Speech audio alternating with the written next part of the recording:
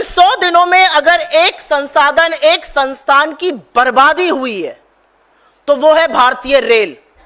और अगर उसका ग्राफिक ऊपर आ जाए तो आपको दिखाई देगा कि 100 दिन में 38 बड़े रेल हादसे हुए हैं और उन 38 बड़े रेल हादसों में 21 मौतें हुई हैं। असलियत यह है कि पिछले साल जून में बालासोर में एक बड़ा रेल हादसा हुआ और ऐसा लगता था कि सरकार उससे कुछ सबक सीखेगी, सरकार रेल को सुचारू रूप से चलाने का कोई प्रबंध करेगी।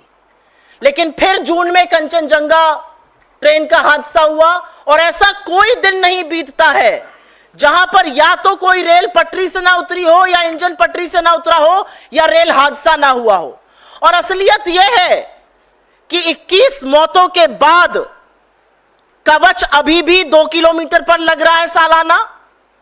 और इस देश के रेल मंत्री, जो रील मंत्री बनने में ज्यादा मशगूल हैं, वो बेशर्मी से खड़े होकर कहते हैं ये छोटी छोटी घटनाएं हैं। रेल का पटरी से उतर जाना, रेल हादसे होना, एक नहीं दो नहीं 38 रेल हादसे होना। और अगर मैं 2023-24 के साल की बात करूं तो 313 हादसे ऐसे हुए, मौतें हुई।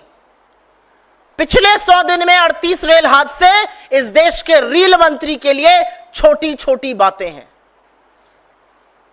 बड़ी बड़ी लफ्फाजी की जाएगी, रेल को हम ये बना देंगे, वो बना देंगे, लेकिन असलियत यह है कि एक दिन नहीं बीतता है जब रेल पटरी से ना उतरी हो।